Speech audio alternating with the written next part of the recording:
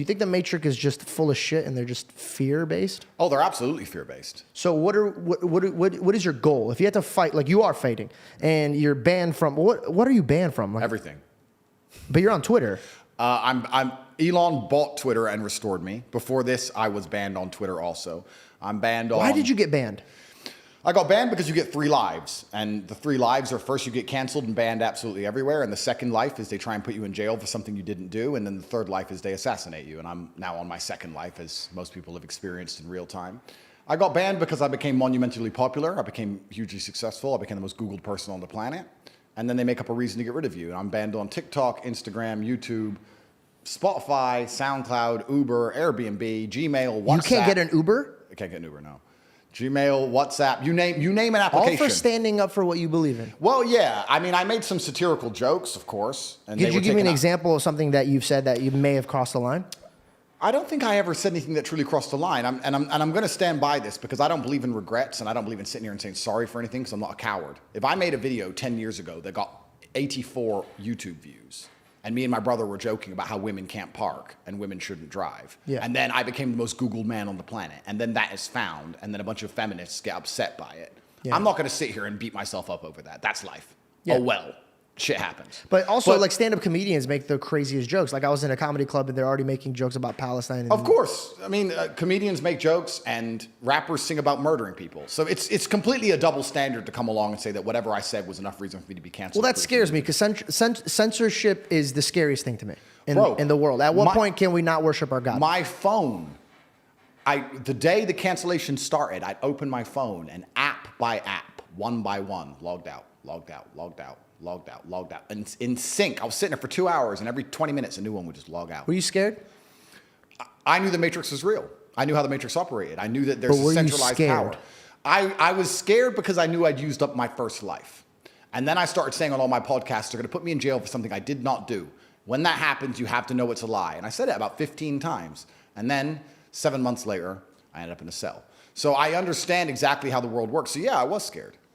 But I also believe, and I draw a lot of strength from my religion. We talk about God. I think God gives you strength. And I also believe one of the primary objectives of a religion, which ties back into what we were saying earlier about how the world could be fixed if men and women stay together and monogamy. I think the primary objective of a religion is to preserve a culture.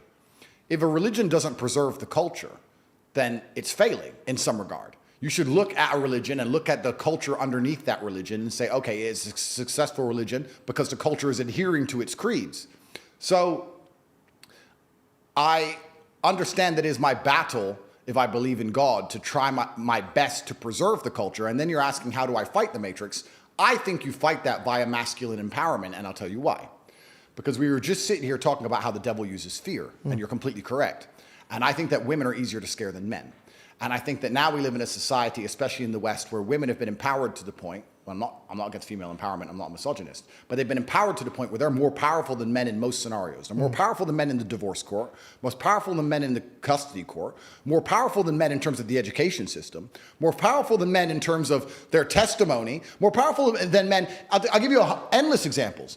If 10 men get murdered, nobody cares. If 10 women get murdered, it's going to be a national news story for weeks. Their life is more valuable. And I'm not saying it shouldn't be. It always has been because they can create life. My point is we now live in a society which I believe is a matriarchy. It's feminized. And men are feminized by extension. And men being feminized means that women are in charge and women are fearful.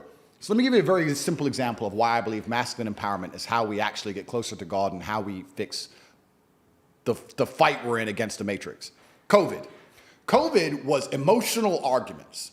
They came along and said, your grandma's going to die. The old people, your grandma, your grandma. They used emotional arguments to create fear. That works on a woman. A woman sits there, I love my grandma. Most men would sit there and go, wait. Let's just chill. Yeah. Let's see what happens. Grandma's already 94. Grandmas die. So I don't think we should be taking our kids out of school. Let's just calm down. Men are more stoic and more patient.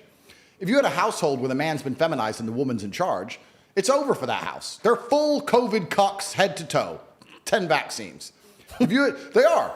If you had my household, where my girlfriend ran in, did you see the news? Shh. Shut up. This is stupid. Okay, and so, then it's fixed. so wait. But this is the point. Fear. You're yes. talking about fear, the devil using fear. Absolutely correct. How does he scare people? He scares cowards. He scares people who can't fight. He scares women. He scares people who are not prepared to stand up and resist. So masculine empowerment is absolutely and utterly how you battle the devil. You need men to be as strong and capable as possible.